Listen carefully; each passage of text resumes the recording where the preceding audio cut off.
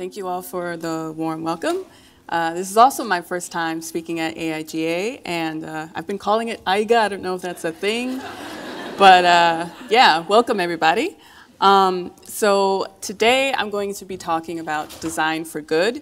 Sidebar, there is an organization inside of AIGA called Design for Good that helps us leverage our skills as a community to help our communities. So check that out if you haven't already. But specifically, I'm going to talk about civic engagement and how that can make you a better designer. So just to give you a framework for how I came into design, like Celine, I was also very much into poetry and writing. Given my interesting last name, I definitely had a lot of bullies as a child. And my way of dealing with it was just kind of burrowing down into a book. And over time, that turned into me creating comics and writing stories.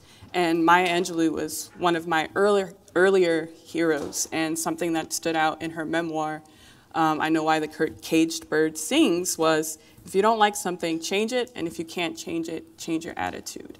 And that key word there for me is definitely change.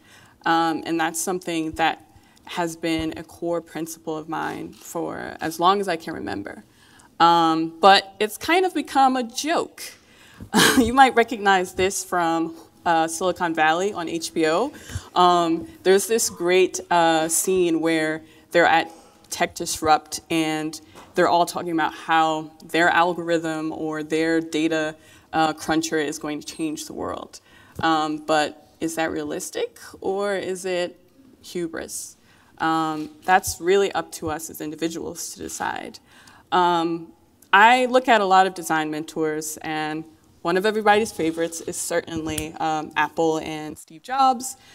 He's well known for this quote, even though technically the marketing team figured it out. But he says the people who are crazy enough to think they can change the world are the ones that do. I kind of despise this notion that thinking change is possible is crazy. But I was looking at earlier interviews that Steve Jobs did. And in one, he said that the broader our understanding of the human experience, the better design we will have. And I thought that was a really interesting thing that I think our industry over time has sort of forgotten about. He talks a little bit about the diversity of the human experience. And diversity is an interesting thing. It's like diversity comes in different shapes, sizes, and colors. It comes in locations and ideas. And he was talking about all of those things, collaborative experiences, and basically leveraging those to ensure our devices and our UIs all make sense for more people. So now that I've given you that framework, I'll talk a little bit more about my background. I'm from New York, but even though I was born and raised there, I took a little detour to Pennsylvania.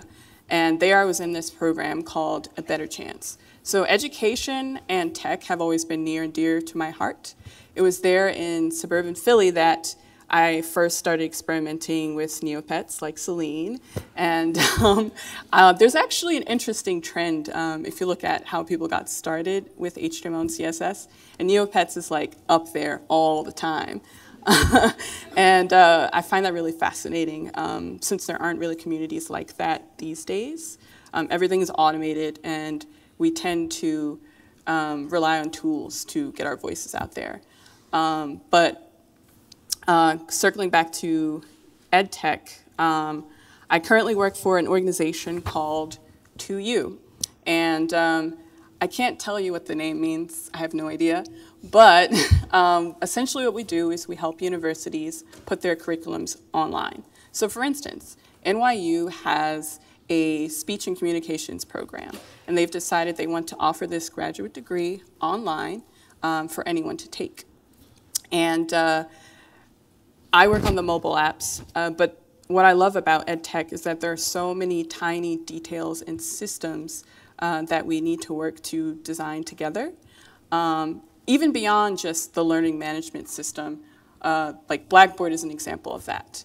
But inside of that are so many other systems like your calendar, your notifications, reminders, assignments, social boards, and things of that nature. And I just love how inside of education, there are worlds within a world.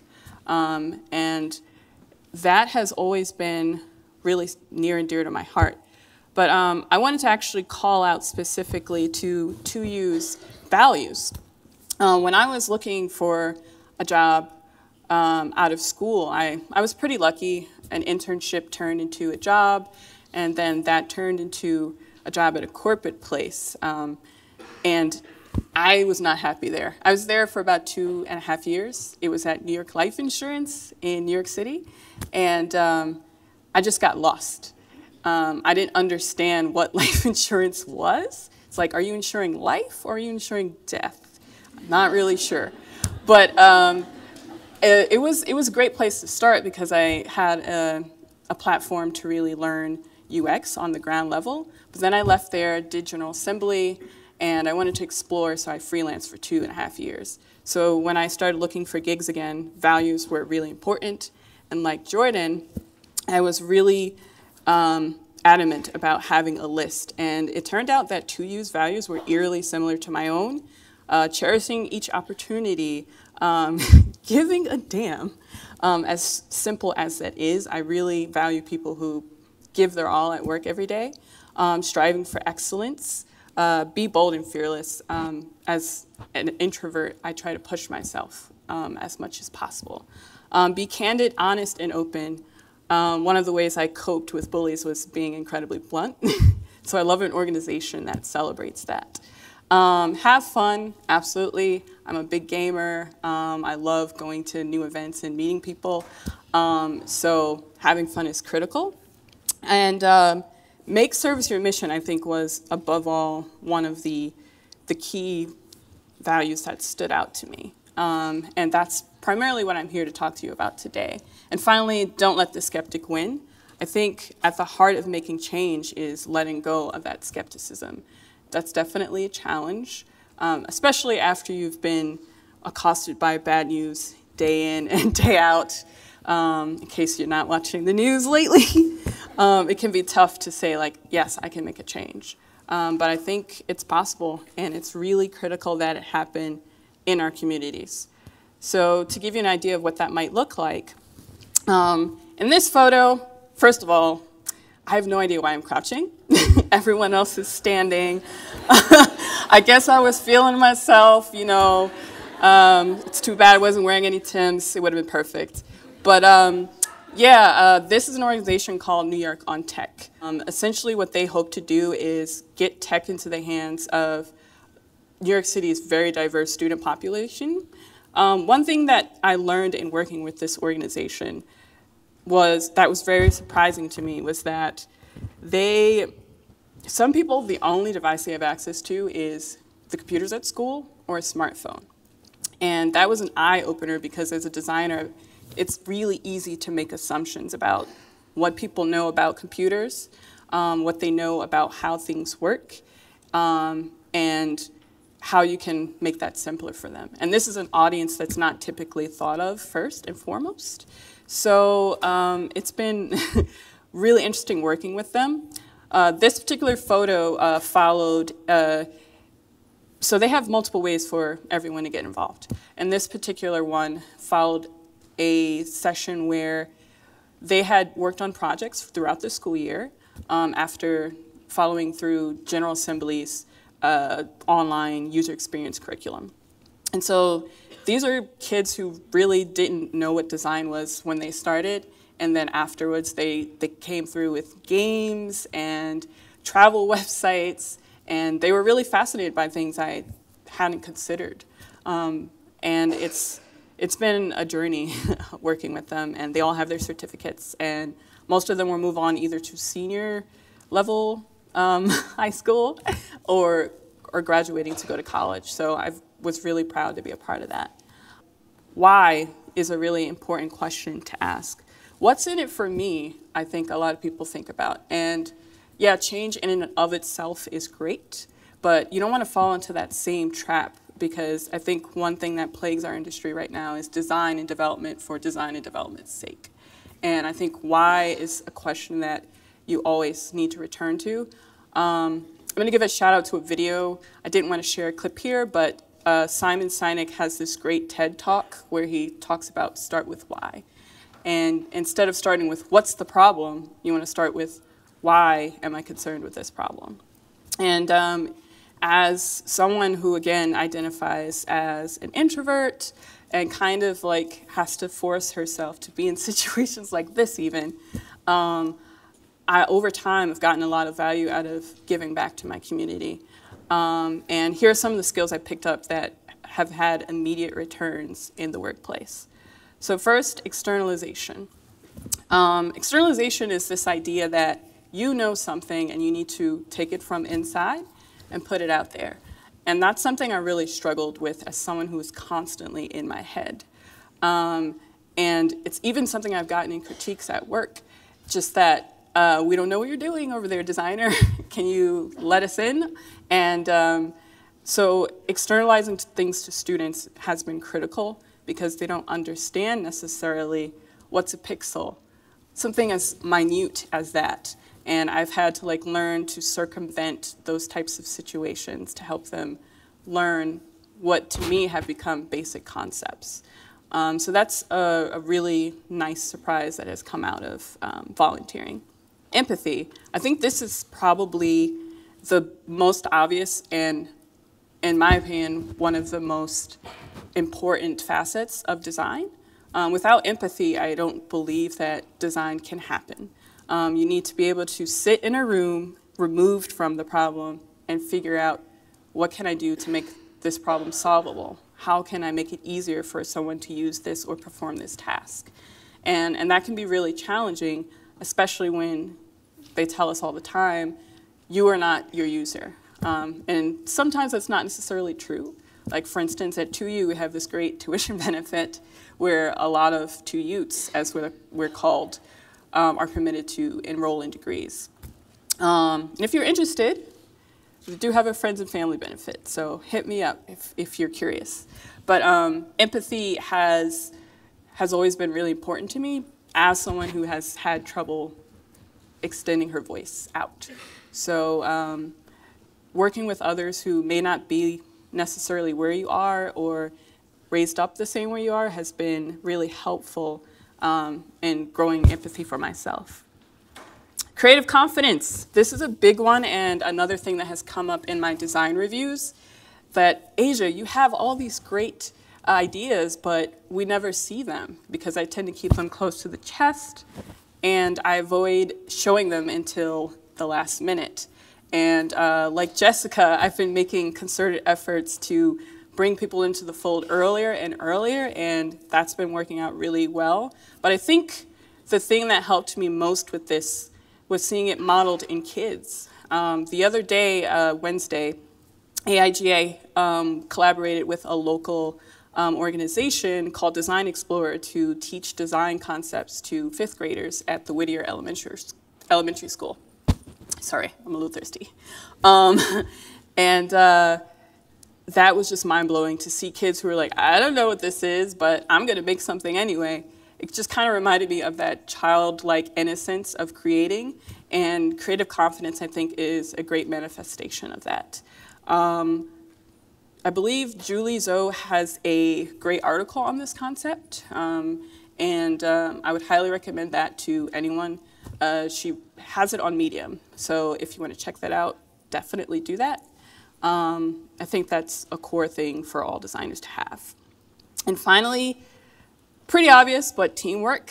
Working with people at different skill levels, working with people who don't have the same knowledge as you do about the subject at hand has been just completely mind-blowing. It's really helped me compartmentalize like all of the things I know and break it down for a developer who maybe has never opened Photoshop or Sketch in his life. And yeah, and it's also helped open up the conversation where we're both exchanging ideas as well. And so, yeah, I'd like to encourage everyone in this room to think about looking at organizations that you can work with in your community. Design Explorer is here in Minneapolis, so that's one. There's other ways to do it if maybe you're tight on funds. Like in the past, I've worked with Catch a Fire, which is a great organization. And oftentimes, if you just ask, people are in need of volunteers and help. So if there's a subject that's near and dear to your heart, and for me that's education, definitely look for organizations in that field and give it a shot. We have a pipeline problem, and I think that's one of the easiest ways to address it. Thank you. When did you first have an experience where you realized design can help you make a difference? Okay, so I think it was as simple as making a poster in school with, at the time, Photoshop and Illustrator to communicate a cause that I was passionate about. The program I went to in high school was entirely funded by the community. And all of our volunteers, from our tutors to our resident directors, all came from the community. And so I was charged with making posters to help raise funds. We also had this annual fundraiser called Luminaria. And it's basically this idea that you purchase a candle in remembrance of someone, and it lights the streets of this small town. And it's really beautiful. It usually happens around this time of year. I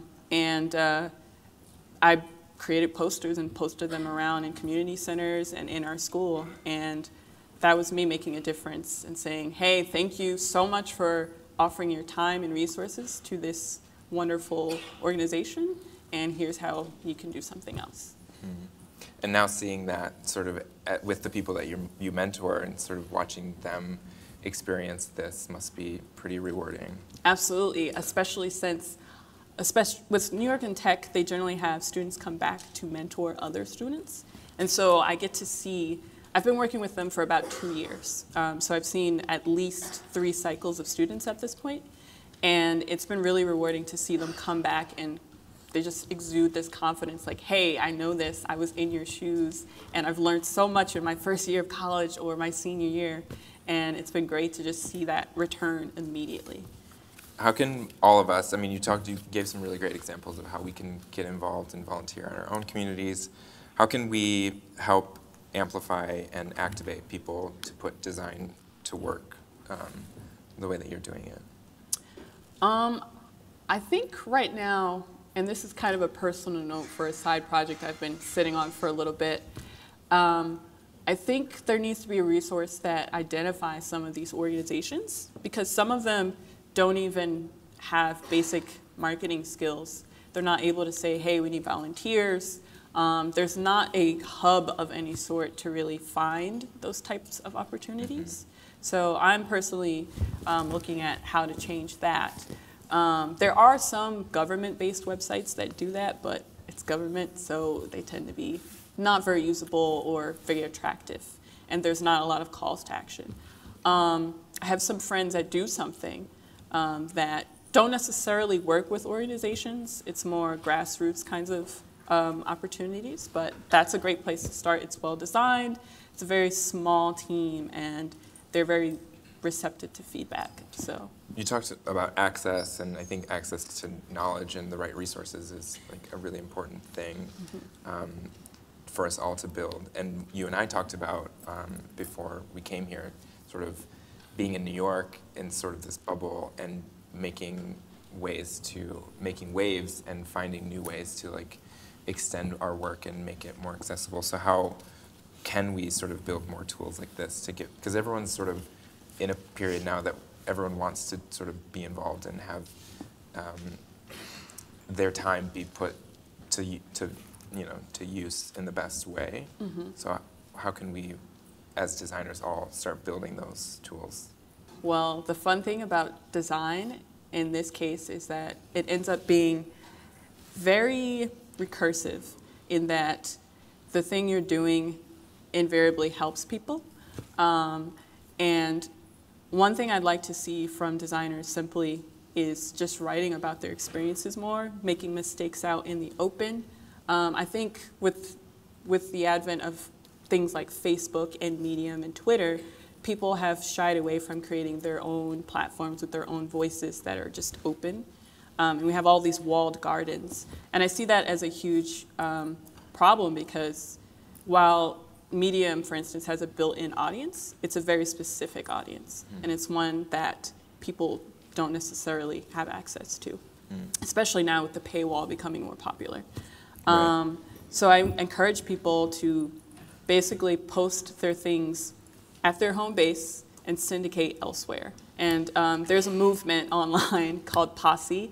You can look that up on Wikipedia if you want more information, but it's this idea of like, I am the distributor and I syndicate to other places.